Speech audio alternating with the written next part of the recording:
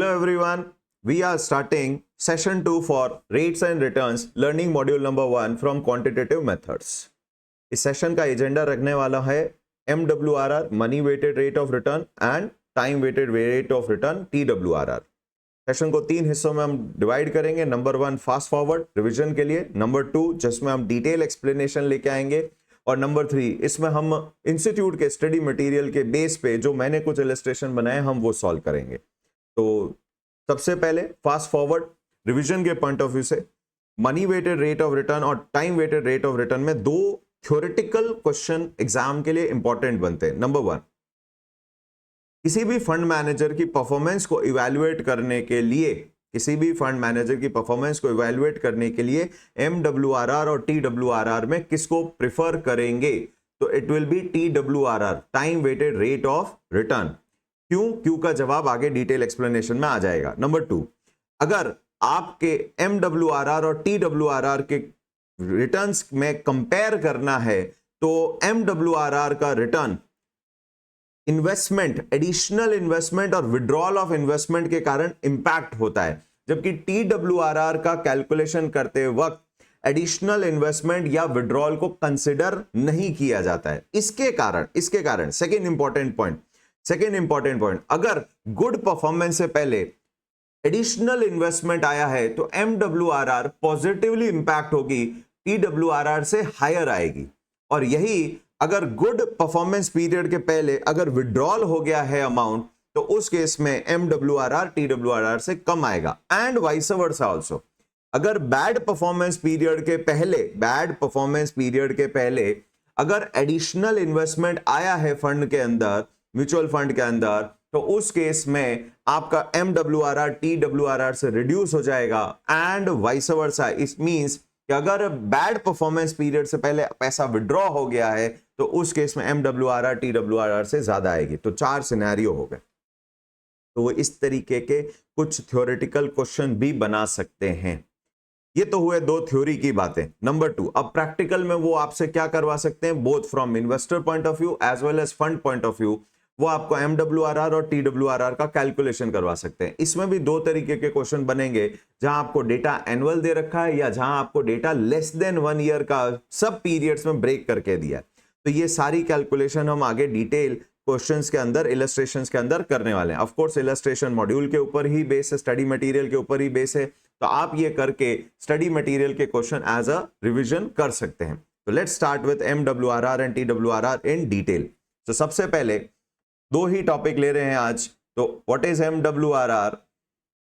MWRR is nothing but else your IRR of your investment, internal rate of return of your investment. अब एक question ये भी आता है, हमने लास्ट क्लास में AM, GM, HM, HPR ये सब कर लिया, तो क्या ये और MWRR और TWRR सेम है क्या? तो यहां पर थोड़ी सी एक बात कहेंगे कि MWRR अर्थमेटिक मीन तो जनरली रिटर्न के लिए यूज होता ही नहीं है. हार्मोनिक मीन भी वहां यूज होता है जहां रेशियोज होता है, जैसे P रेशियो है, स्पीड हुआ, या फिर कॉस्ट एवरेजिंग करते वक्त हम एवरेज NAV कैलकुलेट करते हैं. वहां पर जहां पर वैल्यू का इंपॉर्टेंस, सिग्निफिकेंस, जितना वो वैल्यू ज्यादा होगा उसका उतना वेटेज कम रखना है, जहां इस तरीके की सिचुएशन है वहां हार्मोनिक मीन यूज होगा. इसीलिए कॉस्ट एवरेजिंग में हार्मोनिक मीन यूज करते हैं. पर क्वेश्चन आता है ज्योमेट्रिक मीन, MWRR और TWRR में क्या कोई डिफरेंस है या तीनों सेम है? पहले तो डिफरेंस है. पहले बात करते हैं ज्योमेट्रिक मीन और HPR, geometric mean and MWRR, इन तीनों में डिफरेंस करते हैं. TWRR को एक बार बाद में डिस्कशन करेंगे. सबसे पहले जब हमने HPR कैलकुलेट किया था, एक तो उसमें एनुअलाइजेशन नहीं था. जब हमने HPR कैलकुलेट किया था उसमें एनुअलाइजेशन नहीं था, या 1 + R1 multiply by 1 + R2 multiply by 1 + R3 and so on, उसके ऊपर पावर 1/nth नहीं थी. तो ये ओवरऑल पीरियड का कंसोलिडेटेड रिटर्न है. पर ये कंसोलिडेटेड रिटर्न एब्सोल्यूट रिटर्न के बराबर भी नहीं है. इसमें आप क्या कर रहे हैं, हर सब पीरियड का क्या कर रहे हैं, रिटर्न कैलकुलेट कर रहे हैं उस सब पीरियड के बिगिनिंग की वैल्यू को बेस बना के. तो यहां पर ये एक बहुत बड़ी इंपॉर्टेंट बात है HPR के लिए. ज्योमेट्रिक मीन, वहां पर आपने क्या किया, यही 1 + R1 × 1 + R2 के ऊपर आपने 1/n की पावर लगा दी. गुड. दोनों ही रिटर्न्स एचपीआर एंड ज्योमेट्रिक मीन ₹1 अगर आपने मल्टी पीरियड के लिए इन्वेस्ट किया है, ₹1 अगर आपने मल्टी पीरियड के लिए इन्वेस्ट किया है, तो एचपीआर आपको एब्सोल्यूट रिटर्न ओवरऑल उस पीरियड का कैलकुलेट करके देगा, कीपिंग और हर पीरियड के सब पीरियड के रिटर्न के कैलकुलेशन के लिए वो उस पीरियड के बिगिनिंग वैल्यू को बेस बना के करेगा, पर रहेगा वो overall return for that period, annualise नहीं है, उसके आगे पर एनम नहीं लगा। जबकि ज्योमेट्रिक मीन में अगेन वो per annum return, average return for the year, every year या एवरी पीरियड कैलकुलेट होगा, और इसमें कंपाउंडिंग का भी इफेक्ट होगा। बट एक इशू है, ज्योमेट्रिक मीन जब आपने कैलकुलेट किया तो वहां पर ₹1, $1 जो आपने फर्स्ट डे पे इन्वेस्ट किया है, लास्ट तक उस $1 का ही रिटर्न कैलकुलेट होता है। बीच में अगर फंड में कोई इनफ्लो या आउटफ्लो हुए हैं, वो ज्योमेट्रिक मीन में कंसिडर नहीं हुए। एग्जाम्पल के तौर पे अगर मैंने स्टार्टिंग में $1 इन्वेस्ट किया है और फर्स्ट ईयर 10% रिटर्न है, सेकेंड ईयर 12% रिटर्न है, तो what I will be doing, $1 into 1.1 multiplied by 1.12। तो अगर बीच में मैंने कोई एडिशनल इन्वेस्टमेंट किया है या विड्रॉल की है, उसको कंसिडर नहीं करता है ज्योमेट्रिक मीन। ये प्रॉब्लम को सॉल्व करता है MWRR। MWRR अगर इन्वेस्टमेंट कुछ एडिशनल हुए हैं या विड्रॉल हुई है, उसको कंसिडर करके जो रिटर्न कैलकुलेट होता है, दैट इज MWRR। तो दोनों MWRR में भी कंपाउंडिंग का इफेक्ट तो है, बिल्कुल है, कंपाउंडिंग इफेक्ट MWRR में भी है, क्योंकि IRR कैलकुलेशन अपने आप में कंपाउंडिंग इफेक्ट लेती है। तो MWRR और ज्योमेट्रिक मीन रिटर्न दोनों ही आपके लिए क्या कर रहे हैं, कंपाउंडिंग का इफेक्ट ले रहे हैं। The difference is geometric mean में सिर्फ ₹1 पे कैलकुलेशन हो रहा है, एज इफ कि वो स्टार्ट में 1 था और एंड तक पहुंचने पे वो 1 का क्या सिचुएशन बना। पर money weighted rate of return में मनी का वेट, यानी कि जो एडिशनल इनफ्लो और आउटफ्लो आया, दोनों का इफेक्ट लिया जाएगा। तो इसीलिए geometric mean return actually investor के पॉइंट ऑफ व्यू से करेक्ट रिटर्न कैलकुलेशन के लिए यूज होगा कि भाई इन्वेस्टर अपनी हिसाब से देखता है कि मुझे कितना एक्चुअल में रिटर्न जनरेट में हुआ है, तो वो अपना एडिशनल इन्वेस्टमेंट या फिर विड्रॉल जो भी उसने किया है वो उसको कंसिडर करता है। तब उसको ₹1 के रिटर्न के कोई मतलब नहीं है कि ₹1 का क्या एनुअलाइज रिटर्न आया, उससे मुझे क्या पता, मुझे कोई लेना देना नहीं। अगर मैंने स्टार्ट में 1 CR इन्वेस्ट किया है, 1 लाख इन्वेस्ट किया है, और बीच में 6 महीने के बाद मैंने कुछ विड्रॉ कर लिया है, 9 मंथ्स के बाद मैंने कुछ इन्वेस्ट किया है, एंड में फाइनली 1 ईयर के एंड पे मुझे कुछ मिला है, तो मुझे तो उस ओवरऑल अमाउंट पे रिटर्न कैलकुलेट करके बताइए। मुझे $1 या ₹1 पे रिटर्न से अब मुझे कोई लेना देना नहीं। तो ज्योमेट्रिक मीन रिटर्न का भी from investor point of view शायद उतना यूटिलिटी नहीं रहेगा जितना money weighted rate of return का रहेगा। सो बट फंड मैनेजर की परफॉर्मेंस इवैल्यूएट करते वक्त time weighted rate of return, जो कि ज्योमेट्रिक मीन का ही एक एप्लीकेशन है, वही यूज होता है। क्यों होता है देखते हैं। पहले शुरुआत करते हैं money weighted rate of return के साथ के एग्जांपल के साथ में। तो money weighted rate of return it's calculation similar to the IRR। ठीक है, वो हमें समझ में आता है, जहां पे PVCO PVCI सेम है, या ये कहूं PVCO minus PVCI should be equals to 0। तो ये जो भी रेट PVCO और PVCI को इक्वेट करेगी, that is your money weighted rate of return, not on ₹1 but on the actual amount invested during the your investment tenure. So इसके कारण दो इन्वेस्टर सेम अमाउंट अगर किसी फंड में इन्वेस्टमेंट करते हैं, बट डिफरेंट टाइम पे, उनके money weighted rate of return में डिफरेंस आएगा, क्योंकि जो इन्वेस्टर हायर अमाउंट रखेगा गुड परफॉर्मेंस के पहले, उसका ओवरऑल रिटर्न हायर आएगा, और जो इन्वेस्टर लोअर अमाउंट रखेगा गुड परफॉर्मेंस पीरियड के दौरान, तो उसका return overall money weighted return कम आएगा, क्योंकि उसका मनी का इन्वेस्टमेंट उस पीरियड में कम रहा है। और विड्रॉल के केस में वाइस वर्सा सिनेरियो बनेगा। तो देखते हैं कैसा सिनेरियो बनता है। कुछ इलस्ट्रेशन लेता हूं इस टॉपिक के साथ में। मैंने कुछ एग्जाम्पल बनाए, जैसा मैंने पिछले सेशन में भी किया है, और कुछ छोटी मोटी कैलकुलेशन कर दी, और इस बार मैंने थोड़े आंसर्स पहले से ही लिख रखे हैं, पर सॉल्व अपन यहां पर ही करेंगे। तो let's start with the work. सबसे पहले केस 1, क्वेश्चन 1, कैलकुलेट करिए MWRR एंड TWRR। TWRR अपन बाद में कैलकुलेट करेंगे। एनुअल डेटा फॉर दी, और जहां एनुअल डेटा दिया है, दो फंड्स हैं, दो इन्वेस्टर हैं, जिन्होंने इन्वेस्टर केस A और केस B, अपन इन्वेस्टर के पॉइंट ऑफ व्यू से बात कर रहे हैं। इन्वेस्टर ए ने इन्वेस्टमेंट किया $1000 का, और T1 पे इन्वेस्टमेंट किया 5000 का, टोटल 6000 का इन्वेस्टमेंट किया, 2 साल का टेन्योर है। इन्वेस्टर बी ने भी 6000 का इन्वेस्टमेंट किया है, बट उसका 5000 इन्वेस्टमेंट था T0 पे और 1000 था T1 पे, और फंड की जो परफॉर्मेंस है जहां इन दोनों ने इन्वेस्टमेंट किया है, फर्स्ट ईयर उस फंड ने 10% नेगेटिव रिटर्न दिया है और सेकेंड ईयर 20% पॉजिटिव रिटर्न दिया है।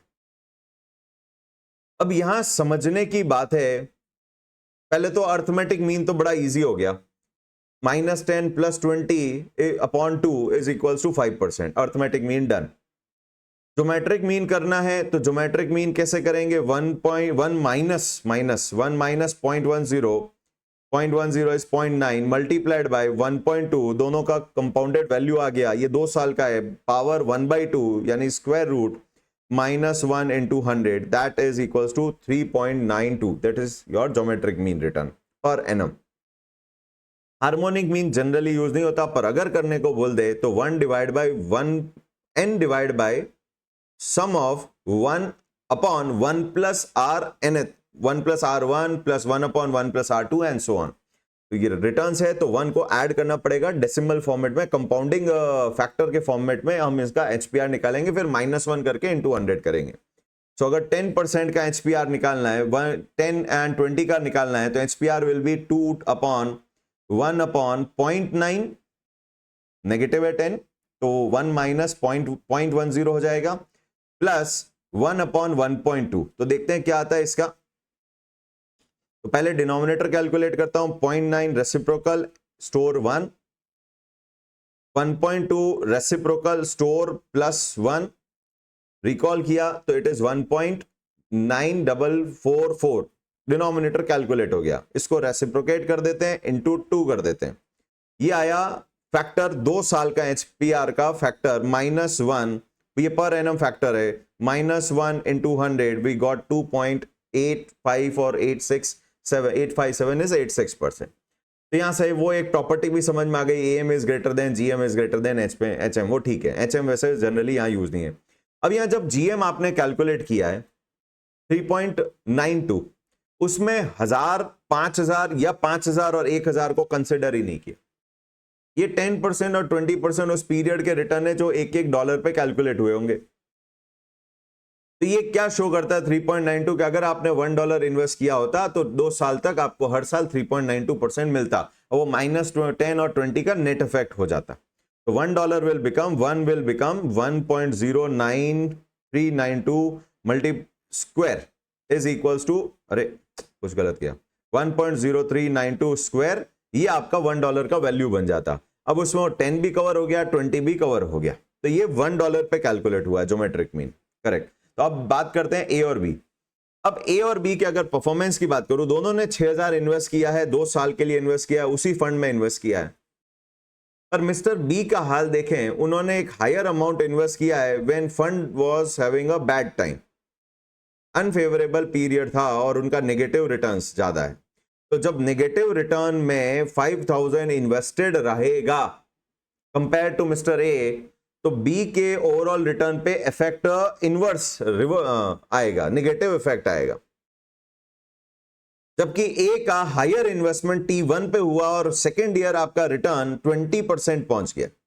तो जब बेटर परफॉर्मिंग पीरियड था तो मिस्टर ए ने हायर अमाउंट इन्वेस्ट किया, उसके कारण ए का MWRR हायर आएगा। तो किसी भी दो इन्वेस्टर का सेम अमाउंट इन्वेस्टमेंट पे भी MWRR सेम नहीं आएगा, रीजन बीइंग फंड की परफॉर्मेंस का along with investment and withdrawal का ओवरऑल इफेक्ट क्रिएट करेगा ओवरऑल रिटर्न्स पे। तो पहले शुरुआत करते हैं क्या किया इन्होंने। सबसे पहले दोनों ने 0 से शुरुआत की, 1000 और उधर 5000 इन्वेस्ट किया, वैल्यू हो गई 1000 और उधर 500। नेट रिटर्न हो गए जी फर्स्ट ईयर नेगेटिव 10%, तो 1000 पे 100 का लॉस हुआ, 5000 पे 500 का लॉस हुआ, बैलेंस हो जाएगा 900। ये आपको क्रिएट करनी पड़ेगी, क्वेश्चन यहीं तक रखेगा अपने आप, यहां से सॉल्यूशन शुरू होता है। बैलेंस 900 एंड 4500, फिर दोनों ने एडिशनल इन्वेस्टमेंट किया, assuming no withdrawal during these two period, 5000 1000 values आ गई, 20% रिटर्न हो गया, and they got how much 7080 multiplied by 20% is equals to plus 5900 is equals to 7080। ठीक है, 20% ऐड हो गया, और उधर 5500 पे 20% ऐड होगा प्लस 20% इज इक्वल टू 6600। तो देखो दोनों ने 6000 इन्वेस्ट किया, पर B is getting lower final maturity value because उसका investment, higher amount of investment was during the unfavourable period of the fund. तो इसका ओवरऑल मनी वेटेड रिटर्न क्या होगा, एक के कंपैरिजन में कम आएगा। अभी हम मनी वेटेड को कंपेयर कर रहे हैं कि भैया दो लोगों का एक ही फंड में मनी वेटेड रिटर्न भी सेम नहीं होता, वो डिपेंड करता है कि गुड परफॉर्मेंस पीरियड और बैड परफॉर्मेंस पीरियड में किसका अमाउंट कम या ज्यादा था, उसके हिसाब से money weighted rate of return होगा। अब money weighted rate of return calculate कैसे होगा, अब पहले करते हैं money weighted rate of return for mister A. तो मिस्टर ए के क्या क्या कैश फ्लोज हुए, क्या क्या उन्होंने इन्वेस्ट किया। पहला एक तो 1000 इन्वेस्ट किया, माइनस नेगेटिव शोज इन्वेस्टमेंट। फिर उन्होंने 5000 इन्वेस्टमेंट किया T1 पे, और फिर उनका इसको मैं CF कर देता हूं, CF0 negative 1000, CF1 negative 5000, and finally उन्होंने 2 साल में अपना मैच्योरिटी लिया 7080। Can we calculate IRR? Yes we can calculate. So that क्या IRR में कंपाउंडिंग इफेक्ट होता है? बिल्कुल होता है। क्या IRR $1 पे कैलकुलेट हुई? नहीं, ये एक्चुअल अमाउंट पे कैलकुलेट हुई। So it is equals to CF function को यूज करेंगे हम, 1000 negative CF0, 5000 negative CF1, 7080 CF2 positive, and then compute IRR. We got 15.1027, which is your MWRR, 15.1027%, and this is per annum. ये पर annum है बिल्कुल। अच्छा, इसको 1000 पे अप्लाई मत करना क्योंकि बीच में 5000 भी आया था। कैसे का वेरीफाई करो, वेरीफाई कर सकते हैं इसको वैसे तो। कैसे? पहले 1000 देखें, इसको वेरीफाई भी करने की कोशिश करते हैं, शायद होगा नहीं होगा मुझे भी नहीं पता, मैंने नहीं किया था पहले, माइंड में आया तो कर देते हैं। 1000 इंटू पहले वो 10 नेगेटिव आया, उसको छोड़ो, अपने तो 15 एवरेज है, 1.151027। तो एक साल के बाद 1000 रुपया इस एवरेज रिटर्न के हिसाब से कितना हो चुका है? 1151। ठीक है, T1 पे ये बैलेंस हो चुका होगा 1000 का, मिस्टर ए के लिए कर रहे हैं। अब मिस्टर ए ने कहा लो जी मैं 5000 और दे देता हूं, तो इसमें 5000 और ऐड हो गया, वैल्यू हो गई आपकी 6151। फिर सेकेंड ईयर का एवरेज रिटर्न अप्लाई करिए, मल्टीप्लाइड बाय 1.151027 7080, यानी समझ में आना चाहिए इन्होंने कंपाउंडिंग का भी इफेक्ट लिया है, इन्होंने $1 पे नहीं, एक्चुअल 1000 और 5000, 1000 पे एक साल, फिर along with maturity value of T1 plus 5000 पे अगेन एक साल का कंपाउंडेड इफेक्ट लेके इन्होंने आपको ये रिटर्न कैलकुलेट किए करके दिया। Money weighted rate of return और ज्योमेट्रिक मीन में मेजर डिफरेंस हुआ टाइम के अमाउंट ऑफ इन्वेस्टमेंट को यूज करना। Money weighted rate of return में अमाउंट ऑफ इन्वेस्टमेंट को भी कंसिडर करते हैं। सेकेंड, मिस्टर बी, MWRR और मिस्टर बी, इनका CF0 हो गया है -5000, CF1 इनका था 1000 नेगेटिव, और CF2 ये मैच्योरिटी ले जा रहे हैं 6600। लेट्स सी इनका क्या MWRR आता है, 5000 नेगेटिव, 1000 नेगेटिव, और मैच्योरिटी ले गए हैं भाई साहब 6600। सो लेट्स कंप्यूट IRR, और इनका IRR यानी कि MWRR आता है money weighted rate of return 5.3256%। और ढंग से अगर देखें ये AM, GM और HM तीनों से अलग है, ये तीनों से अलग है। AM में तो मनी का कंसिडरेशन ही नहीं है, HM में भी मनी का कंसिडरेशन नहीं है, GM में भी, इन तीनों में AM, GM, HM में एक्चुअल अमाउंट इन्वेस्टेड को कंसिडर ही नहीं किया, ये सिर्फ $1 पे ही कैलकुलेट हुए हुए।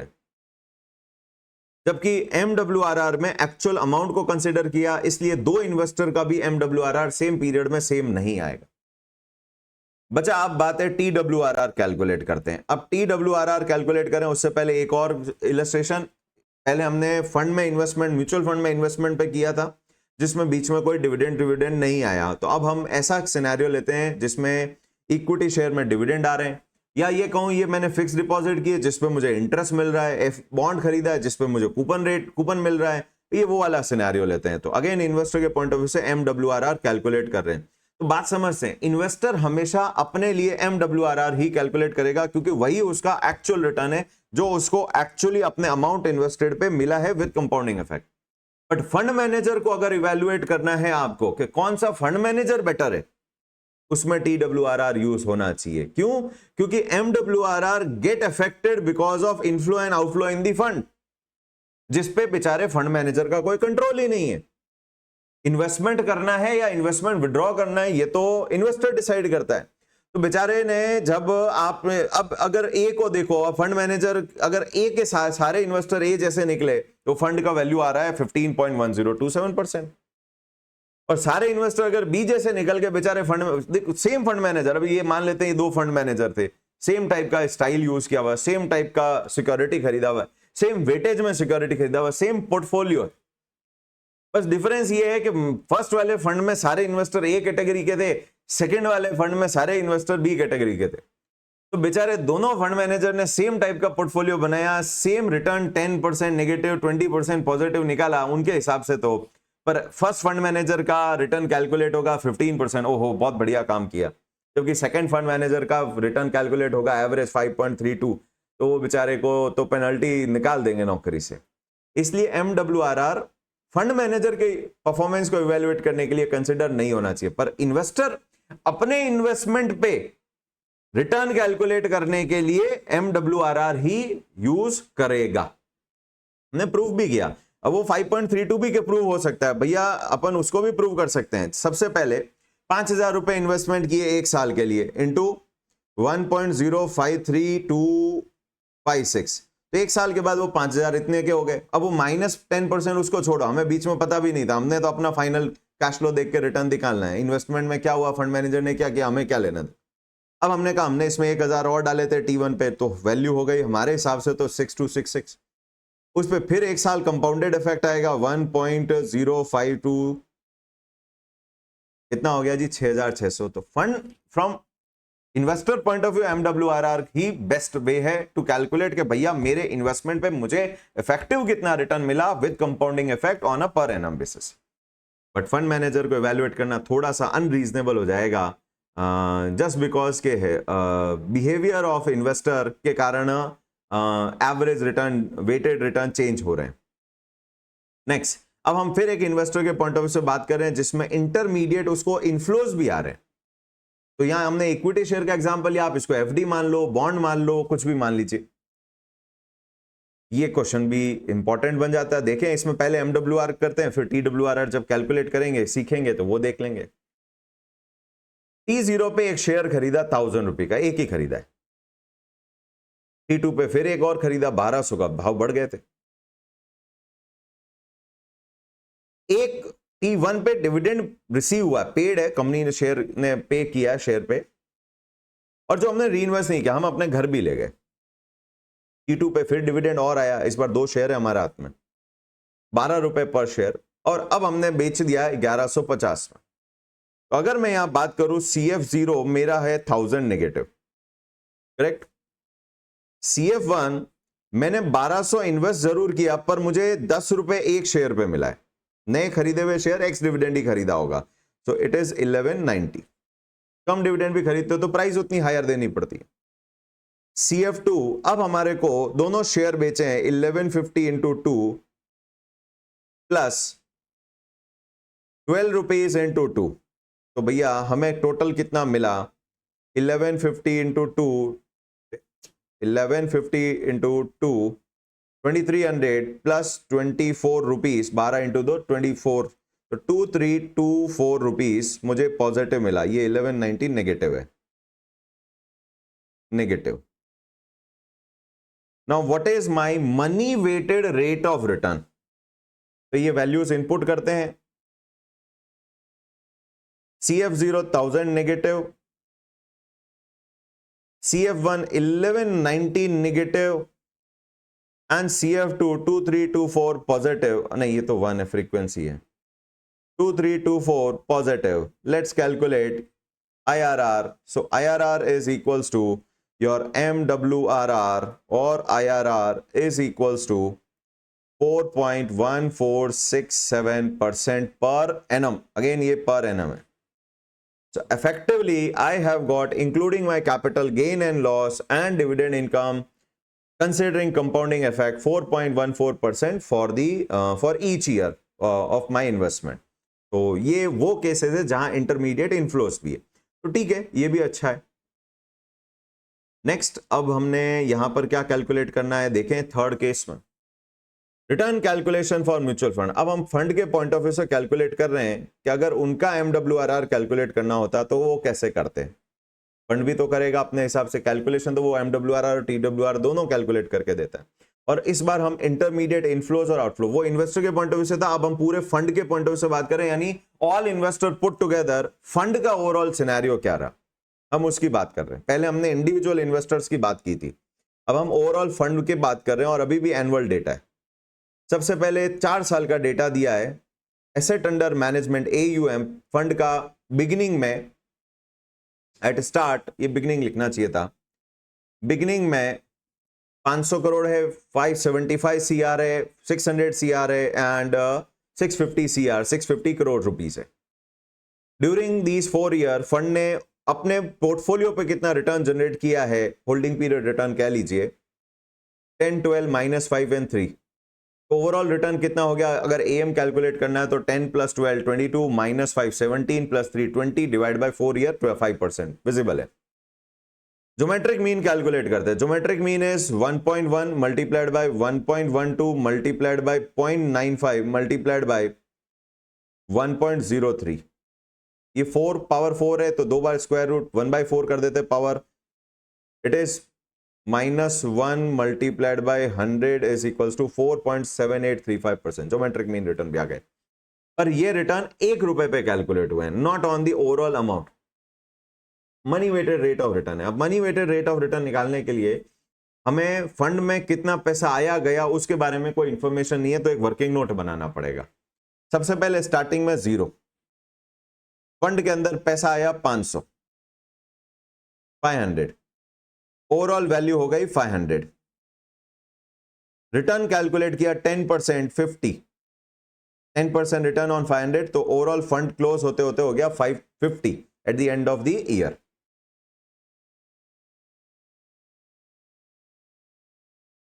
डन। स्टार्ट किया 550 से साल, बट टेबल बोल रही है 575 बैलेंस था, इसका मतलब इन्वेस्टर ने 25 करोड़ रुपए और इन्वेस्ट किए। 575 return 12%, 575 into 12, 575 plus 12%, 69 is equals to 644। हमारे हिसाब से 644 हो चुका है फंड का वैल्यू, और टेबल बोल रही है ऑनली 600 है। इसका मतलब 644 में से 44 इन्वेस्टर घर ले गए, सारे इन्वेस्टर मिला के 600 बचा, 5% लॉस हो गया, 30 negative. 570 is your now portfolio size, AUM size, asset under management overall 570। इसका मतलब 80 और आया है, बैलेंस हुआ 650, 3% एडिशन हुआ, 650 प्लस 3%, 19.5 is equals to 669.50। अब अगर इसका MWRR कैलकुलेट करना है तो क्या होगा, CF0 500 नेगेटिव, सबसे पहले जो इन्वेस्टमेंट आया, CF1 -25, जो और एक एडिशनल इन्वेस्टमेंट आया, CF2 44 इन्वेस्टर घर ले गए, ये उनके लिए इनफ्लो था, CF3 80 नेगेटिव, ये और उन्होंने इन्वेस्टमेंट किया, और लास्ट में थर्ड ईयर का एंड है CF4, फोर्थ ईयर का स्टार्टिंग, 1 2 3, ठीक है, थर्ड ईयर का एंड फोर्थ ईयर का and, now this is fourth year का एंड। तो फोर्थ ईयर के एंड पे इन्होंने वैल्यू देनी है इन्वेस्टर को 669.50। दिस इज फर्स्ट ईयर का beginning, -500, T0, T1, T2, T3 and T4 पे ये पैसा विड्रॉ करके इन्वेस्टर ले जाएंगे पॉजिटिव। मान लीजिए फंड क्लोज हो रहा है, या वहां पर अब हमें फाइनल रिटर्न कैलकुलेट करना है। तो अब क्या करेंगे, अगेन वैल्यूज इनपुट करते हैं। CF0 500 negative, CF1 25 negative, 44 positive, 80 negative, and CFO 669.5 positive. So IRR is equals to your money weighted rate of return based on the amount invested, which is not under control of fund manager. But अगर from an overall investor point of view बात करें तो fund is generating 4.8873% per annum. 4.8873%.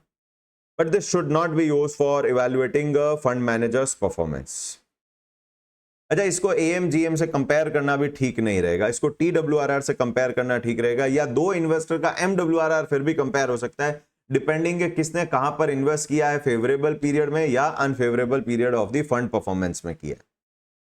Next, यहां पर भी MWRR करेंगे, इसको बाद में लेते हैं, ये लेस देन 1 ईयर का है, इन बिटवीन 1 ईयर ब्रेक हो रहा है चीजें, तो इसको बाद में लेते हैं, पहले अब TWRR का कॉन्सेप्ट देखते हैं। What is TWRR? TWRR is nothing but else the application of geometric mean in the investment universe. तो यानी इसमें और ज्योमेट्रिक मीन में TWRR और ज्योमेट्रिक मीन में एज सच कोई डिफरेंस नहीं है, क्योंकि TWRR के लास्ट स्टेप में हम वापस ज्योमेट्रिक मीन ही लेने वाले हैं, वापस हम ज्योमेट्रिक मीन ही लेने वाले हैं। ये HPR का कैलकुलेशन अगर लेस देन 1 ईयर का पीरियड है, सब पीरियड है लेस देन 1 ईयर में, तो HPR कैलकुलेट करके उनका ज्योमेट्रिक मीन कैलकुलेट कर लेगा, जो HPR में मिसिंग था, पावर 1/n नहीं लग रही थी। What is TWRR? वैसे TWRR is the preferred performance measure as to neutralize the effect of cash addition to or withdrawal from the portfolio which are generally outside of the control of portfolio manager. So ये theory का important question हो जाता है। दो question पूछते हैं कि कब TWRR ज्यादा होगा MWRR के कंपैरिजन में या कम होगा। So MWRR, TWRR, good performance, bad performance, performance period, high investment, low investment, high investment, लो इन्वेस्टमेंट। गुड परफॉर्मेंस पीरियड में अगर आप एडिशनल पैसा इन्वेस्ट करोगे MWRR विल बी हायर और ये लोअर आएगा। क्यों? क्योंकि उसमें आपका मनी का वेटेज उस एडिशनल परफॉर्मेंस पे पॉजिटिव इफेक्ट ले आएगा। क्यों ऐसा? TWRR लोअर क्यों आएगा? क्योंकि TWRR जब कैलकुलेट किया जाता है तो जो इंटरमीडिएट इनफ्लोज और आउटफ्लोज हो रहे हैं उसका इफेक्ट TWRR कैंसिल कर देता है। वो क्या करते हैं TWRR कैलकुलेट करते वक्त, जब भी कोई सिग्निफिकेंट, छोटे मोटे इनफ्लो की बात नहीं कर रहा हूं, सिग्निफिकेंट कोई इनफ्लो आया, 100 करोड़ का फंड है, उसमें 20 करोड़ का एडिशनल पैसा आ गया। अब ये significant is a subjective thing, वैसे तो हम यहाँ 20 को सब्जेक्टिव, हम इसको सिग्निफिकेंट मानते हैं। तो जब भी 100 करोड़ के फंड में कोई 20 करोड़ का एडिशनल फंड आया या 20 करोड़ की कोई विड्रॉल हुई, तो हम क्या करेंगे, उस पीरियड को, चाहे वो 1 साल कंप्लीट नहीं भी हुआ है, उसको एक सब पीरियड की कैटेगरी में ब्लॉक बना देंगे और उस पीरियड का हम रिटर्न कैलकुलेट करेंगे, ignoring that inflow and outflow. Next return हम अगले पीरियड के लिए कैलकुलेट करेंगे आफ्टर कि वो इनफ्लो और आउटफ्लो का इफेक्ट हो चुका है फंड में, उसके बाद क्या रिटर्न आया। तो इसका इंपैक्ट ये होगा कि जो इनफ्लो और आउटफ्लो का इफेक्ट आने वाला है फंड पे, परफॉर्मेंस पे, वो इंपैक्ट कैंसिल आउट हो जाता है। अभी मैथमेटिक्स देखेंगे तो वो अभी समझ में भी आ जाएगी।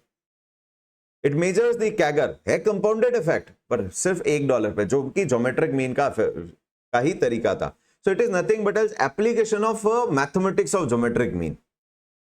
It measures the CAGR of $1 initially invested in the portfolio over a stated measurement period, जिस पीरियड के लिए आपको कैलकुलेशन करना है। स्टेप्स क्या रहेंगे आपके TWRR के? अच्छा, इस टेबल को भी पूरा कर दें। अगर गुड परफॉर्मेंस पीरियड में अगर आपका इन्वेस्टमेंट, ये इन्वेस्टमेंट की बात है, लो होगा तो ये लो आएगा, ये हाई आएगा। बैड परफॉर्मेंस पीरियड में अगर आपने ज्यादा पैसा लगा दिया तो ये लो, ये हाई। और बैड परफॉर्मेंस एग्जैक्ट पहले आपने पैसे निकाल लिए, आपसे स्मार्ट कोई नहीं, तो आपका रिटर्न भी हायर होगा, ये लो होगा।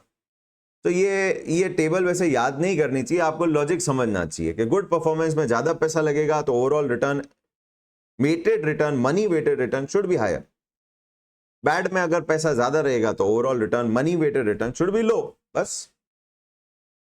TWRR, price the portfolio immediately prior to any significant ये सब्जेक्टिव है, एडिशन और विड्रॉल ऑफ द फंड। तो जब भी आपका कोई सिग्निफिकेंट पैसा आया या गया है, उससे पहले फंड का क्या करिए, वैल्यूएशन करिए, और उस पीरियड तक बिफोर दैट इनफ्लो और आउटफ्लो रिटर्न कैलकुलेट कर लीजिए, चाहे वो 6 महीने का है, 4 महीने का है, 3 महीने का है, वो कैलकुलेट करिए।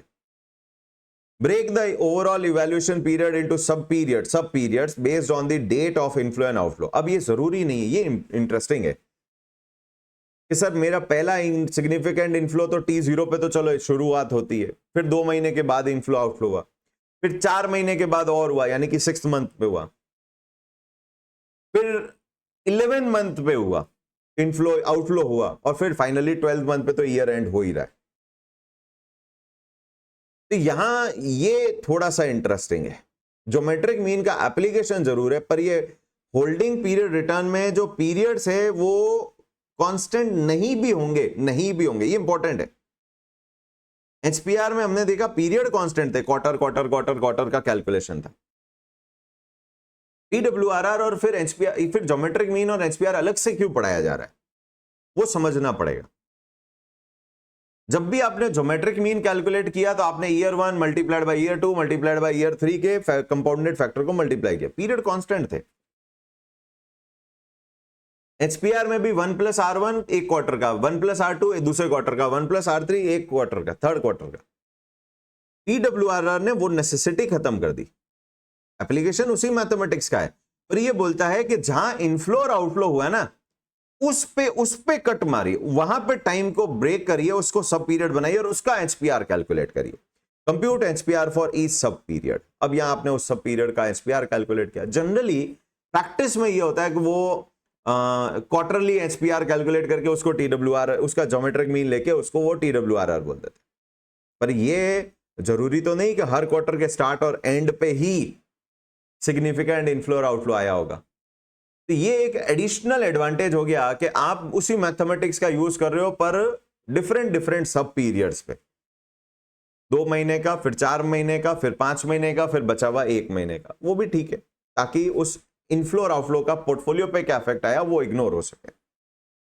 ये इंटरेस्टिंग था कि भैया दो it is application of geometric mean but in a different way, sub periods need not to be constant, sub period need not to be constant of same period of same tenure, कि 3-3 महीने का ही सब period होना चाहिए ना। Significant inflow second year के month and पे आया, सेकेंड मंथ के एंड पे आया, फिर 6 मंथ के एंड पे आया, फिर 11th मंथ के एंड पे आया, तो एक हो गया 2 महीने का, एक हो गया 4 महीने का, एक हो गया 5 महीने का, और लास्ट वाला बच गया 1 महीने का। मल्टीप्लाई कर लेंगे, एचपीआर कैलकुलेट होगा उन रेस्पेक्टिव पीरियड का, एंड उसको वापस ज्योमेट्रिक मीन में फॉर्मूले में डाल के आप TWRR कैलकुलेट करेंगे। तो ये ज्योमेट्रिक मीन से थोड़ा सा अलग हुआ, मतलब एप्लीकेशन उसी मैथ्स का, पर पीरियड कांस्टेंट होने की जरूरत नहीं। Calculate एचपीआर for each period, compounded factor, compounding effect यहां पर भी, क्योंकि ये भी $1 जो शुरुआत से आखिर तक था उसका इफेक्ट ले रहा है। To obtain the annual rate of return for the year, अगर 1 साल का छोटे सब पीरियड है, और अगर मल्टीपल ईयर के आपका कैलकुलेशन हो रहा है, 3 साल में अलग अलग सब पीरियड का कैलकुलेट किया है, तो अब आप उसका क्या करिए, एनुअलाइजेशन कर दीजिए using the geometric mean return. Take geometric mean of annual return of to obtain TWRR if the investment is for more than 1 year. तो ये 5 स्टेप है जो TWRR को नॉर्मल ज्योमेट्रिक मीन रिटर्न और एचपीआर से सेपरेट बनाते हैं। If investor invest more fund at an unfavorable time, MWRR will be depressed. Obvious है, खराब समय में ज्यादा पैसा लगाओगे तो नुकसान ज्यादा होगा, तो weighted return, money weighted return will be lower and vice versa. And TWRR remove these effect. अब वो कैसे remove these effect, हम numerical question पे जाते हैं वापस।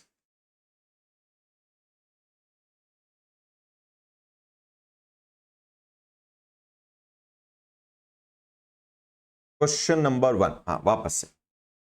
अब MWRR, AM, GM, HM तो हम ये सारे कैलकुलेट कर चुके हैं। अब हमारा TWRR, अच्छा, इन क्वेश्चन के बाद स्टडी मटेरियल के क्वेश्चंस प्रैक्टिस जरूर कर लीजिएगा, जो टॉपिक के साथ दिए हैं और जो लास्ट में चैप्टर के बाद में आपके ये लर्निंग मॉड्यूल के बाद में दे रखे। तो अब यहां पर money weighted rate of return तो हमने कैलकुलेट भी कर दिया और प्रूव भी कर दिया, हमने कंपाउंडिंग इफेक्ट भी ले लिया कि जी 1000 इंटू 1.151027, ये T1 की वैल्यू, उसमें 5000 और ऐड किए, वैल्यू आ गई थी 11510, नहीं कितना होगा 1000 तो 1151 नहीं होगा, 6151, इसमें मनी का इफेक्ट ले रहा है, मल्टीप्लाइड बाय 6151 मल्टीप्लाइड बाय,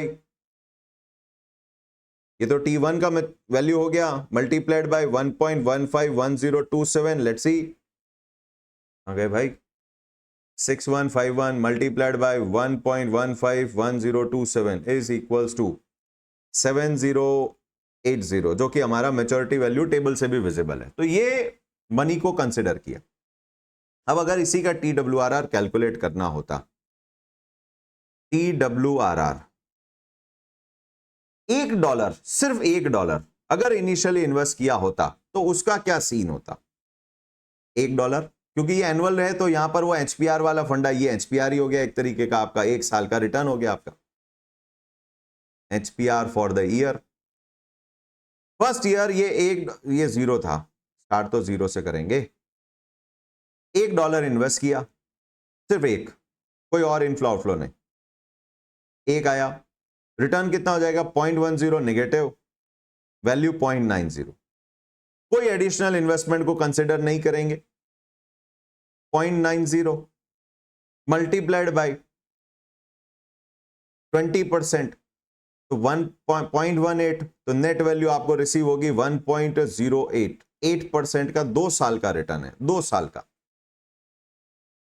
तो एवरेज जो मैं कंपाउंडेड रिटर्न कितना होगा उसके लिए क्या करेंगे, 2 साल का रिटर्न 1.08 है, पावर 1/2 ज्योमेट्रिक मीन यूज करेंगे, -1 मल्टीप्लाइड बाय 100, 3.92%, दोनों का यही। अब वो ए ने कितना इन्वेस्ट किया, बी ने कितना इन्वेस्ट किया, उससे कोई मतलब नहीं। $1 शुरू से लेके सेकेंड ईयर के एंड तक कितना हो जाता, 3.922% पर एनम का रिटर्न देता। तो TWRR चाहे ए के पॉइंट ऑफ से कैलकुलेट करो चाहे बी के पॉइंट ऑफ से कैलकुलेट करो, सेम आएगा।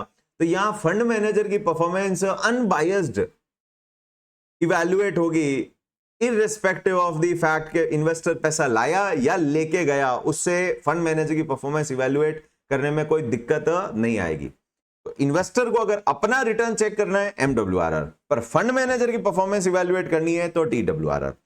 और यहां पर यह भी समझ में आया कि ये $1 पे कैलकुलेट हो रहा है, इसमें इनफ्लो आउटफ्लो का इफेक्ट नहीं है। तो यहां पर क्या किया हमने, तो ये किया कैसे कैलकुलेट, ये एक्चुअली आपने क्या किया, ज्योमेट्रिक मीन ही अप्लाई किया, 1 + R1 पावर 1, 1 + R2 पावर 1, 2 साल का कंपाउंडेड रिटर्न हो गया, whole power 1/2 -1 is equals to, and multiplied by of course 100% में करना है तो 1 - 0.10, 1 + 0.20, होल पावर 1/2 -1 into 100.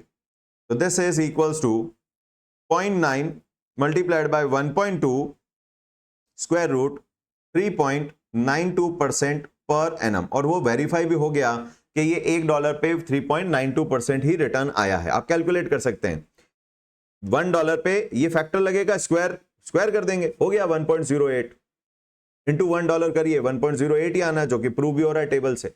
तो आई होप सबको समझ में आया कि MWRR में मनी का इफेक्ट हुआ, TWRR में मनी का इफेक्ट नहीं है, वो $1 पे कैलकुलेट है दोनों कंपाउंडेड रिटर्न, दोनों ही कंपाउंडिंग का इफेक्ट लेके कैलकुलेट हुए, बट ये MWRR get affected because of inflow and outflow decisions of the investor.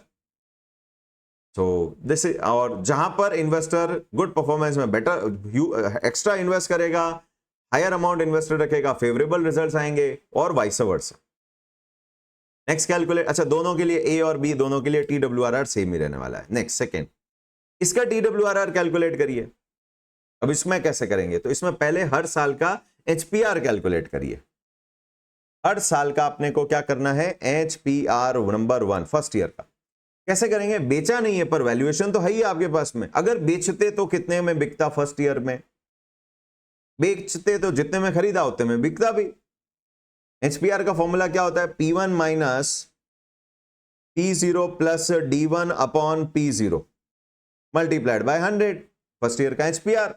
Capital gain कितना हुआ कि जी 1200 का बिकता, 1000 में खरीदा हुआ, 200 का कैपिटल गेन प्लस 10 रुपए divided by base of 1000 into 100 is equals to our HPR is equals to 21%, positive 21% first year का।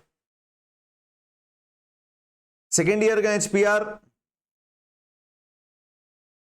Holding period return will be P2 minus P1 plus D2 upon P1 into 100, base change हो गया, base change है।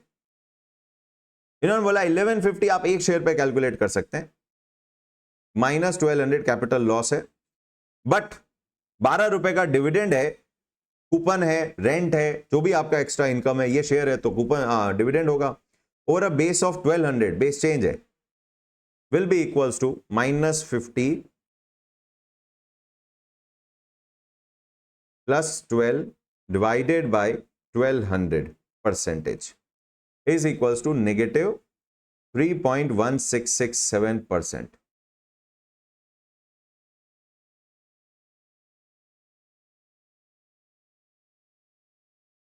अरे बाबा 3.1667%, ये second year का HPR। अब इनका geometric mean निकालिए या कहूं TWRR निकालिए।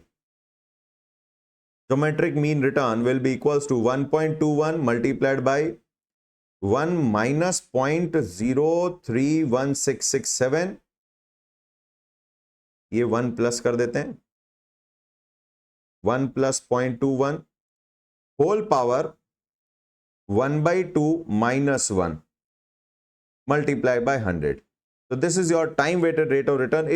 ये इग्नोर करते हुए कि आपने कोई एक्स्ट्रा शेयर खरीदा है या नहीं खरीदा है। वैसे HPR सेकेंड ईयर का आप टोटल 2 शेयर पे भी कैलकुलेट कर सकते हैं, सेम ही आएगा, देखते हैं अभी उसको। 1.21 मल्टीप्लाइड बाय, पहले सेकेंड वाले को करते हैं, 1 माइनस 0.031667 मल्टीप्लाइड बाय 1.21 का square root, 1/2 square root minus 1 multiplied by 100, it's 8.2443% per annum. This is your without considering the amount invested, 8.2443%। तो यहां देखो टाइम मनी वेटेड 4% ही आ रहा है, 4% आ रहा है, जबकि टाइम वेटेड 8% हायर आ रहा है, हायर आ रहा है। सोचने की बात है। अच्छा सेकेंड ईयर का भी पहले कैलकुलेट तो मैं कर ही दूं। अगर यहां अल्टरनेट आप 2 शेयर का एक साथ HPR करते, HPR for second year year 2 shares का एक साथ करते, वो अलग नहीं आएगा, एक ही आएगा, वही चीज आएगा।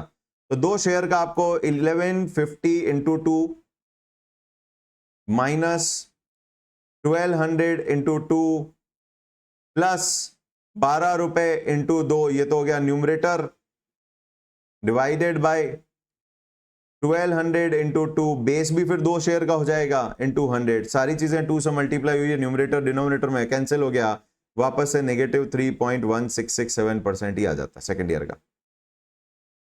सही है ना। तो अब ये क्वेश्चन ये है कि MWRR कम क्यों आया, the reason being second year under performance का ईयर था, 3% नेगेटिव रिटर्न था, और फर्स्ट ईयर पॉजिटिव परफॉर्मेंस का रिटर्न था। और नेगेटिव परफॉर्मेंस के दौरान टोटल इन्वेस्टमेंट इनका 2400 रुपए का हो चुका था, दो शेयर खरीद रखे थे। फर्स्ट ईयर में एक ही शेयर था, तो जब पॉजिटिव फेवरेबल रिटर्न थे तब तो थे सिर्फ एक शेयर में इन्वेस्टेड, और जब आए नेगेटिव रिटर्न्स की बारी तब आपने 2 शेयर खरीद के रखे हुए थे। तो नेगेटिव पीरियड के दौरान, अनफेवरेबल पीरियड के दौरान अगर आपका हायर इन्वेस्टमेंट होगा तो आपका मनी वेटेड रिटर्न क्या हो जाएगा, डिप्रेस होगा। जबकि टाइम वेटेड पे मनी का इफेक्ट ही नहीं आता, वो तो $1 पे कैलकुलेट होता है, जो शुरू से एंड तक क्या रहा उसका इफेक्ट आता है। तो $1 पे 21 का भी इफेक्ट आया, $1 पे ही 3.166 का इफेक्ट आया, तो कोई मेजर इफेक्ट आया नहीं, इसलिए वो वैल्यू हायर आ गई। तो ये एक और इंटरप्रिटेशन के भी थ्योरेटिकल क्वेश्चन MCQ में बनते हैं। तो MWRR TWRR के 2 क्वेश्चन हमने किए। थर्ड क्वेश्चन, इसका TWRR कैलकुलेट करिए। इसका कैसे होगा? हर बार का HPR कैलकुलेट करिए, हर बार का HPR कैलकुलेट करिए। HPR तो फर्स्ट ईयर का 10%, 550 माइनस 500, कोई इनकम है नहीं, डिवाइड बाय 500। सेकेंड ईयर का 644 is your maturity value minus 575 divided by 575% is equals to 12%। अरे ये तो ऊपर वाला ही दे रखा है, ये HPR ही तो दे रखे थे भाई। कैलकुलेट कर लीजिए TWRR। So TWRR is equals to 1.10, 1.12, 0.95, 1.03 whole power 1/4 minus 1 multiplied by 100। That's it. 1.1, 1.12, 0.95, 1.03, 1/4 दो बार स्क्वायर रूट कर देते हैं, minus 1 multiplied by 100 is equals to 4.7835%। अब इसको और MWRR के 4.88 को कंपेयर करना थोड़ा मुश्किल है, थोड़ा मुश्किल है, थोड़ा क्या बहुत ही मुश्किल है, क्योंकि 4 साल का पीरियड हो गया, एक अंडर परफॉर्मेंस का था, फिर कुछ पॉजिटिव परफॉर्मेंस वाले भी थे, तो कहीं पे कुछ अमाउंट है, कहीं पे कुछ अमाउंट है, तो अब इनको डायरेक्ट कंपेयर करना थोड़ा ठीक नहीं रहेगा। बट आई होप सबको MWRR, अच्छा यहाँ ज्योमेट्रिक मीन सेम ही है, क्योंकि ज्योमेट्रिक यहाँ अभी तक fraction of year, part of the sub period वाला कॉन्सेप्ट आया ही नहीं है। तो जहां सब पीरियड वाला कॉन्सेप्ट आया ही नहीं है, पार्ट ऑफ द ईयर नहीं है, वहां GM ज्योमेट्रिक मीन रिटर्न और TWRR सेम है। हमने ज्योमेट्रिक मीन का ही फॉर्मूला अप्लाई किया, सीधा हम स्टेप नंबर कहां गए भाई, सीधा हम स्टेप नंबर 5 पे पहुंच गए थे, जहां पर भी सब पीरियड की बात ही नहीं थी। जहां एनुअल रिटर्न दे रखे हैं वहां ज्योमेट्रिक मीन निकालिए, दैट इज योर TWRR। तो फर्स्ट क्वेश्चन में भी हमारा एनुअल रिटर्न ही थे, तो ज्योमेट्रिक मीन ही हमारा TWRR बना, विजिबल है आंसर्स। सेकंड में भी हमने ज्योमेट्रिक मीन के मैंने चलो आंसर ही नहीं दिए, निकालते तो भी यही आता। थर्ड में मैंने ज्योमेट्रिक मीन निकाला हुआ है, अगेन वही चीज आनी है। अब आई बात सब पीरियड की, ये बढ़िया सवाल है जी, सब पीरियड का।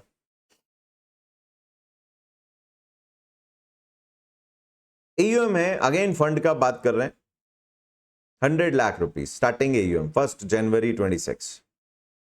3 महीने हो गए, 31 मार्च 26 लास्ट इलस्ट्रेशन है ये हमारा। 31 मार्च 26 dividend income receive from investment and re invested. देखो हम फंड के पॉइंट ऑफ व्यू से बात कर रहे हैं, एक इन्वेस्टर के पॉइंट ऑफ व्यू से बात नहीं कर रहे। AUM वर्ड लिखा मैंने, तो फंड ने कहीं और बहुत सारे शेयर्स वेयर्स खरीद रखे होंगे पोर्टफोलियो में, उस पर कुछ डिविडेंड मिला है और वो फंड ने भी री इन्वेस्ट कर दिया, यानी और शेयर खरीद लिए, AUM बढ़ जाएगा। 1 जनवरी का 100 था तो 102 तो हो ही गया। Value of portfolio before new investment excluding dividend 104। अच्छा पोर्टफोलियो में कैपिटल गेन भी हुआ है $4 का, वो लैक्स में ही है, all in rupees, all dollars in lakhs है, ये लैक्स में है सारे वैल्यूज। मैंने लैक्स लिखना भूल गया, तो चलो इसको ही हटा देते हैं, एक पे 100 पे ही कैलकुलेट कर लेते हैं। वो 100 लाख, 2 लाख, 1.104 लाख, 3 लाख मान लेते हैं। फिर इन्वेस्टर को बड़ा अच्छा लगा कि हो $2 का डिविडेंड भी है, $4 का एप्रिसिएशन भी है, फंड 106 का हो गया, इन्वेस्टर ने $3 और इन्वेस्ट कर दिया। गुड परफॉर्मेंस के बाद इन्वेस्ट कर रहे हैं, गुड। फिर 3 महीने पूरे हुए, जून एक और सब पीरियड आया। वैल्यू ऑफ पोर्टफोलियो अब 104 नहीं, 104 में वो 2 और ऐड हो गया था, 106। फिर वो जो 3 इन्वेस्टर ने डाला है वो और ऐड हो गया, तो 109 हो चुका था। विल बिकम 110, वो जून में, नाउ इट्स $110। $1 का कैपिटल गेन है, कोई डिविडेंड नहीं मिला लेकिन इस बार इन्वेस्टर ने $10 निकाल लिए, सिग्निफिकेंट आउटफ्लो हो गया। तो 3 को भी हम सिग्निफिकेंट ही मान रहे हैं, वैसे अभी क्वेश्चन में दिया तो सिग्निफिकेंट ही मान रहे। फिर बीच में 6 महीने शांति रही, नो हलचल, ठीक है। डिविडेंड आया वापस, अब साल पूरा हो गया, कुछ डिविडेंड आया बचे हुए पोर्टफोलियो के शेयर्स में $5 का, और अब पोर्टफोलियो की वैल्यू इस $5 को छोड़ के, यानी वो भी ऐड हो ही जाएगी, 120 हो चुकी है। ये डिविडेंड इन्वेस्टर को नहीं बांटा है, फंड को रिसीव हुआ है from its investment in stock and etcetera. तो पहला तो है कि इसका MWRR कैलकुलेट करो। MWRR के लिए तो कैश फ्लो लगाओ, कैश फ्लो चाहिए। अब यहां थोड़ी सी बात समझनी पड़ेगी, ये थोड़ा सा ध्यान देने वाला है, जहां गलतियां हो जाती है, लोग कैश फ्लो का बस धड़ाधड़ यूज करते हैं। टाइम सीरीज जब आप बनाओगे MWRR के लिए, MWRR का कैलकुलेशन जब आप कर रहे हो तो ध्यान दीजिएगा, ये IRR का कैलकुलेशन है, और IRR के कैलकुलेशन में सब पीरियड कांस्टेंट रहने चाहिए। IRR के कैलकुलेशन में सब पीरियड कांस्टेंट रहने चाहिए, वहां फ्रैक्शन ऑफ द ईयर अलग अलग पीरियड के नहीं हो सकते हैं। पावर कैसे करेगी, पावर चेंज हो जाएगी, फिर हमारा कैश फ्लो वाला फंक्शन नहीं चलेगा। एक के ऊपर पावर लगेगी 0.25, दूसरे के ऊपर लगेगी 0.5, तीसरे के ऊपर लगेगी पावर 1। तो ये थोड़ा हमारा कैश फ्लो का कैलकुलेटर का फंक्शन हैंडल नहीं कर सकता है। दिस इज योर 1 जनवरी 26, 31 मार्च 26, 30 जून 26। आपको एक सब पीरियड और ब्रेक करना पड़ेगा 30 सितंबर 26। भले ही पोर्टफोलियो का डेटा नहीं दिया हुआ है, कोई बात नहीं, क्योंकि वैल्यूएशन नहीं हुआ होगा, क्योंकि कोई सिग्निफिकेंट इनफ्लो आउटफ्लो नहीं है, तो डेटा नहीं होगा क्वेश्चन में।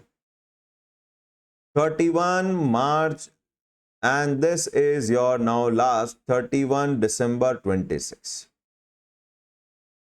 ओके भाई 26। अब आप अपने फंड की सिचुएशन देखें। अब अपन ने क्या क्या इन्वेस्ट किया, सबसे पहले 100 इन्वेस्ट किया, ठीक है। अब वो $2 का डिविडेंड आया, वो फंड में आया, इन्वेस्टर ने कुछ नहीं दिया है, इन्वेस्टर को उससे कोई मतलब नहीं, फंड में आया, फंड में इन्वेस्ट हो गया, 104 वैल्यू अप्रिशिएट हुई, हमें कुछ नहीं मिला। हमारे यहां से तो $3 और गया, CF0, CF1। 30 जून पे $10 हमने विड्रॉ किए, CF2, और ये 3-3 महीने का हो रहा है सब पीरियड। तो ये एनुअलाइज MWRR भी नहीं आएगी, ये 3 महीने की MWRR आएगी, पर क्वार्टर आएगी रिटर्न। जीरो, कोई सिग्निफिकेंट इनफ्लो आउटफ्लो नहीं है। एंड फाइनली अब वैल्यू ऑफ पोर्टफोलियो 125 हो चुका है, 120 प्लस 5 ऐड होगा क्योंकि वो excluding dividend. This is your CF4। बीच के पोर्टफोलियो की वैल्यू, बीच के डिविडेंड से हमें कोई मतलब नहीं। वैसे अगर पोर्टफोलियो का सीन देखें तो T0 पे 100 से शुरुआत हुई, T0 opening 0, then investment 100 became 100, add dividend $2, then value of portfolio capital gain $4, 104 हो चुका है, then new investment $3, वैल्यू हो गई 109 on 31st March 26। फिर 30 जून को डिविडेंड नहीं आया, पर पोर्टफोलियो की वैल्यू 110 हो गई, plus dividend 0, plus capital gain 1, minus redemption,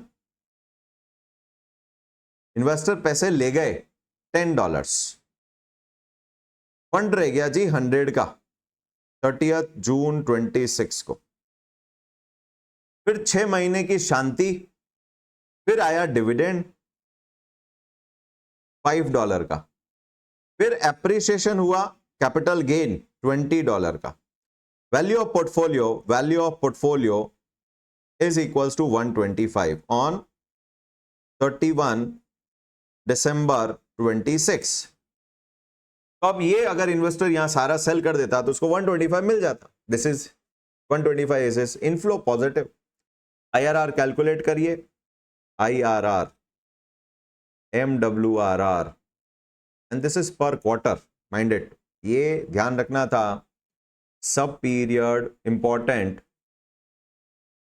सब period should be of constant time gap in calculation।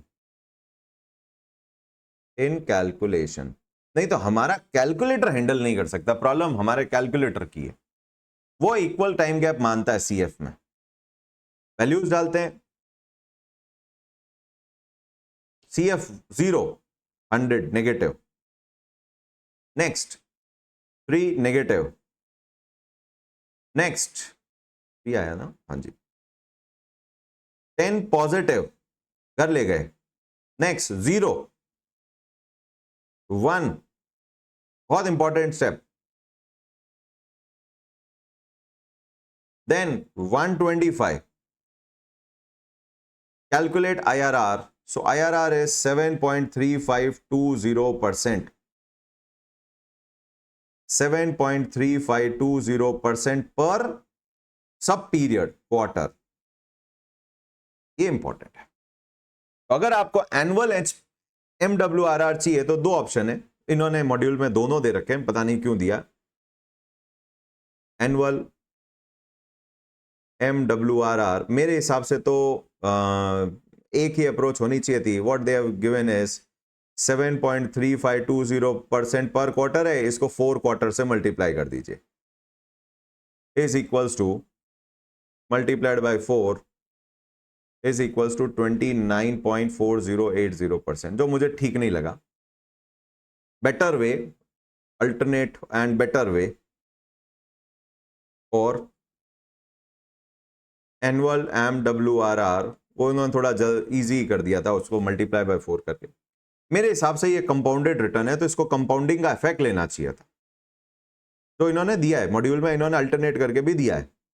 तो कंपाउंडिंग का इफेक्ट लेते तो ये पर क्वार्टर की रेट है, तो इसको 4 क्वार्टर के लिए कंपाउंड करिए, compound interest 1 plus 0.07352 power 4, factor आ जाएगा 4 ईयर का, -1 मल्टीप्लाइड बाय 100, 4 साल का कंपाउंडिंग का इफेक्टिव रिटर्न निकलेगा। इफेक्टिव रेट ऑफ रिटर्न हमने टाइम वैल्यू में कैलकुलेट करना सीखा है। तो this is equals to 1.07352 square and square -1 multiplied by 100। So this is actually your effective compounded annual returns considering money as your weights, 32.8130% per annum is your overall return. 32.81 is your right answer. तो मैं इसको preferable मानूंगा, this should be your preferable approach.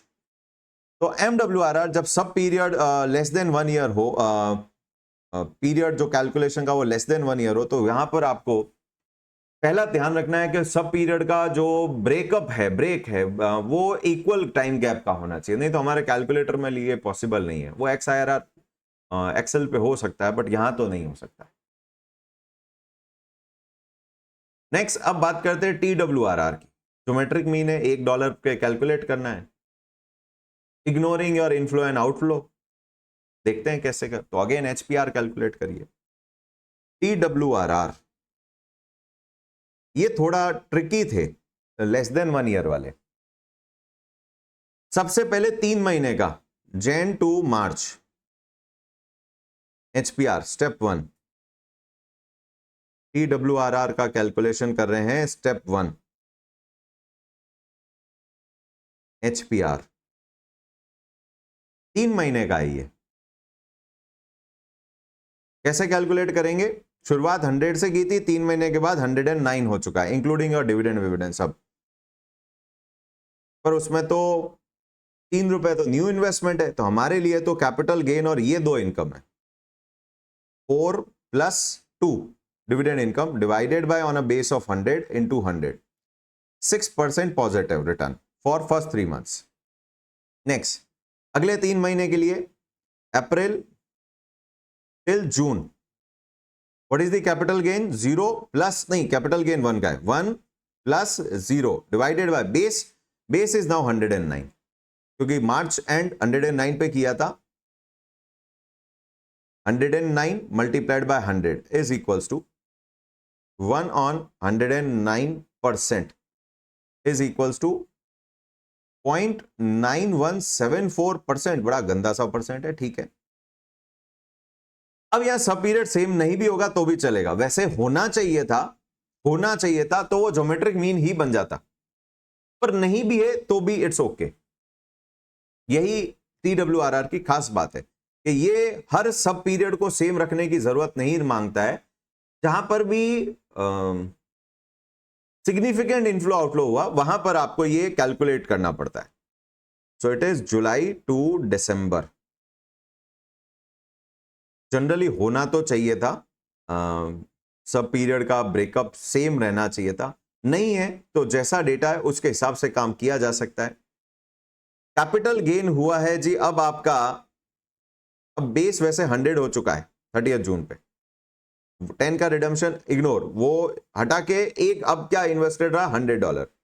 Capital gain is 20 plus 5 over 100 into 100 is equals to 25% positive. Can we calculate TWRR? Yes, we can calculate TWRR. TWRR will be equals to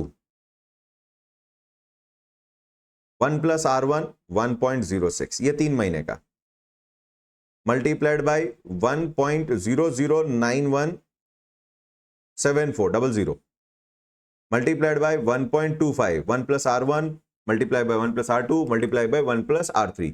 तो तीनों HPR combined हो गए, power 1/1, क्योंकि एक ही साल का overall period है। अगर ये मोर देन 1 ईयर होता तो हम इसको क्या करते, पावर 12/n कर देते। 1/n 1/1 यानी कि 12/12, बेसिकली हमने 12/12 किया है, -1 whole multiplied by 100, that is equals to 1.06 multiplied by 1.009174 multiplied by 1.25 -1 into 100, 33। मैंने कितना आंसर दिया है, मैंने कुछ गलत किया है क्या? क्या गड़बड़ किया है अपन ने? 4 and 2, इट्स ओके, 100 के बेस पे, और फिर 3 1 over 109 is also okay, then 20 plus 5 on a base of 100। I think ये आंसर में कहीं कोई गलती कर गए हैं, 109 बेस ले लिया क्या? लग तो वही रहा है, 25 डिवाइड बाय 109 बेस ले लिया होगा, 22 divide by 100 plus 1 multiplied by 1.06 multiplied by 1.009174 equals to 31 point ही आ रहा है। नहीं, फिर तो ठीक है, हमने सही किया होगा। 120 इट्स ओके, 5 भी ठीक है, 100 के बेस पे होगा, 10 होता तो भी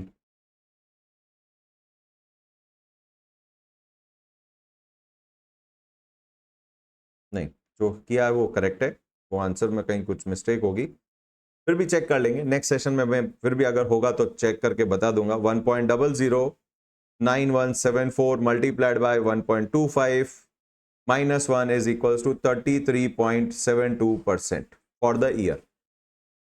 सो ये हमारे क्वेश्चंस हुए MWRR और TWRR के, हमने समझा good performance period, higher amount MWRR will be higher than TWRR and vice versa. For fund manager, TWRR should be preferred because it calculates compounded return on $1, ignoring the effect of inflows and outflows. 4 questions मैंने किए जो कि module based थे, और module में इनके questions हैं ऐसे सेम, प्लीज प्रैक्टिस करिए। और अब हम इस सेशन को क्लोज करते हैं, नेक्स्ट सेशन में और हम बचे हुए जो रिटर्न्स हैं वो लेंगे। सो यहाँ पर डन करते हैं, done for today, thank you so much, good day, take care. If you have any doubt feel free to connect, thank you.